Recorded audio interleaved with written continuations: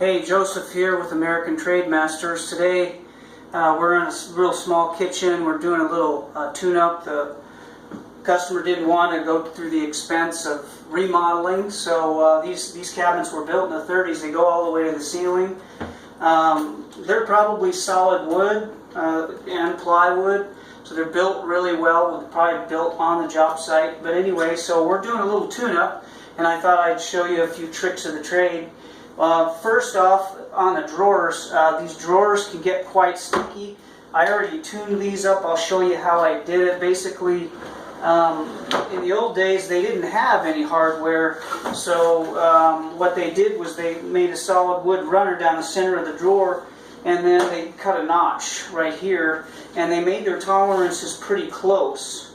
And then it just floats right there. You can see it's on a little groove, and it can wear out. And these are worn down, but not too bad. You can put little plastic clips here too if you want, but these don't really need it, so we're not going to do that. But anyway, they can get really difficult to put in and out. So the way you tune that up is just like you tune up your skis in skiing season. You take a little candle wax and you just wax the bottom of these drawers. And then you can see where it's been traveling in the groove right here, and you're just going to want to wax the bottom of that. And this little notch right here, you're going to just wax that all up right there. Wax this. I even put a little on the side of the cabinet. And then down here, you're going to want to wax where you can see there's obviously wear. Wax in there.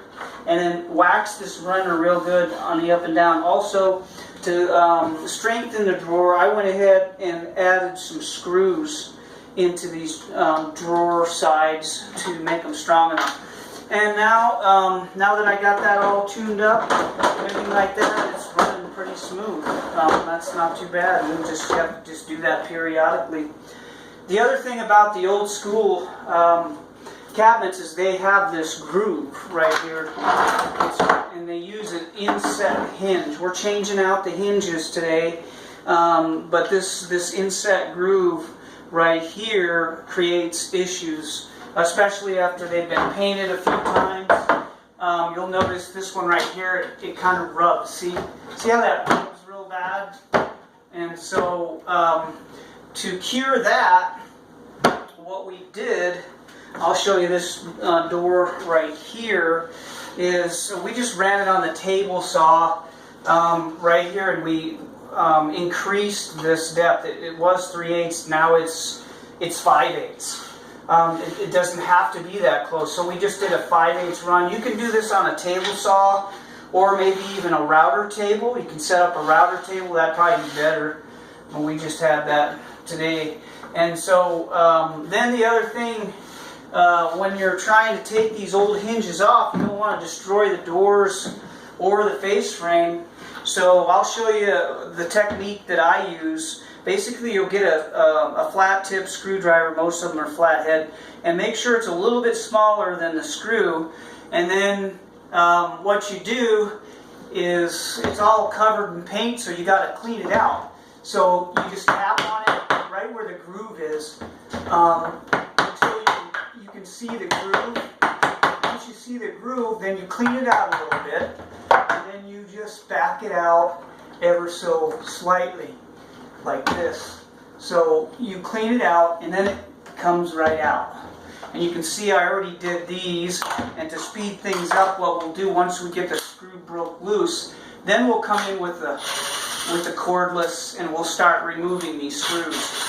And then we'll score around the edge a little bit like this, just to make it so it doesn't have any damage, and then we can pop that loose. And the ones on the door are a little more difficult because they're going into plywood. So what I did with this technique is I ground off my my little razor knife to a flat spot. When I come over here to get these 3 screws out from this hinge to remove it, I just push down and wiggle in there, and it comes right out. Now these are real difficult to remove because they're set in that plywood really well. So what I do is I have a little impact, and then my flat driver, if you tap that once, it's going to come right loose. But if you try to wiggle that out with your hand screwdriver, it's just not going to work. So those are your tricks to get your old hinges off. These inset 3/8 inset hinges are very difficult to work with. I've got these adjusted in. You put two screws in there, and then get your doors up, adjust them, and then you set your other screws because you have to wiggle them back and forth. I think that's about it, and all we'll have to do is do a repaint on this one, and we'll be as good as new. Thanks for watching.